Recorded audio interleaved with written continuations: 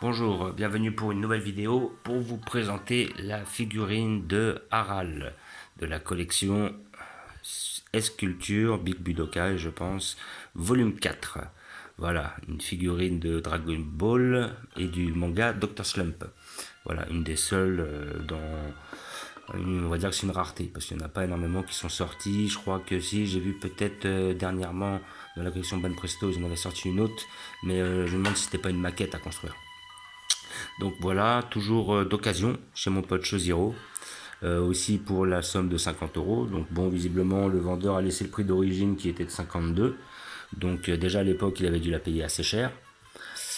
Comment dire, voilà, je me demande si c'était pas une édition spéciale ou une figurine assez rare déjà à l'époque de sa sortie. Peut-être, comment dire, en édition limitée.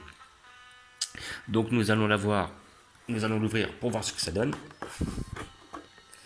Donc comme d'habitude, figurine d'occasion par le même vendeur que la C16 précédemment. Donc voilà, donc, nous avons la bête ici.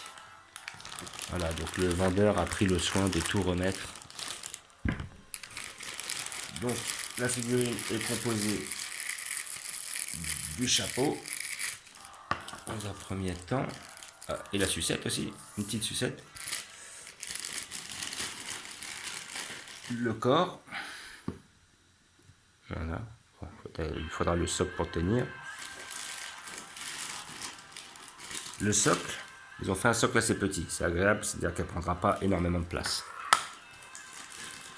Et la tête, voilà, qui a l'air d'être très bien réalisée. Voilà, on va retirer la sucette de son emballage.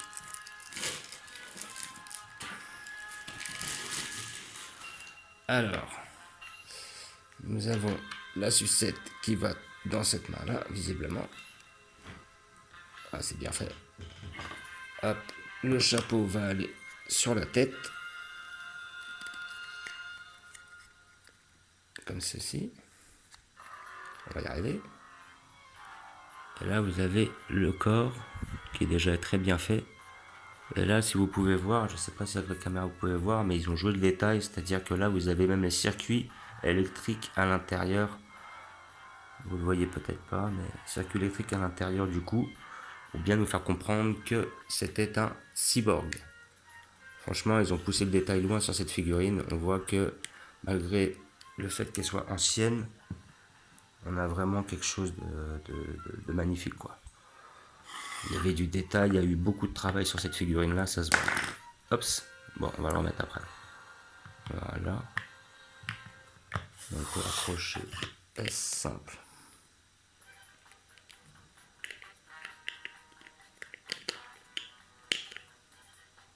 Ouais, c'est comme ça. Voilà, retrouver, parce qu'il y a un sens bien précis. Et le chapeau qui va avec. Donc là, vous avez vraiment une superbe figurine. Vraiment, les détails au niveau du manteau, des vêtements. Donc après, bon, il faut avouer que sur Dragon Ball, il y avait beaucoup moins de détails sur Dragon Ball Z, effectivement. Mais en tout cas, là, vraiment, au niveau couleur, au niveau sculpte, elle est quasi parfaite, quoi. Avec son petit sac à râler, là. Il y a beaucoup de détails, hein. Voilà. Ah, donc, je sais pas ce qu'elle a marqué dans le dos. Donc, je vais peut-être lui enlever la tête pour voir. Péguin Village, Pingouin Village, le village des pingouins. Ils ont poussé vraiment le détail très loin. Voilà, la sucette est très bien faite. Le visage est très bien réalisé. Donc une figurine aussi hein, que vous aurez plus de mal à trouver, hein, suivant sa rareté.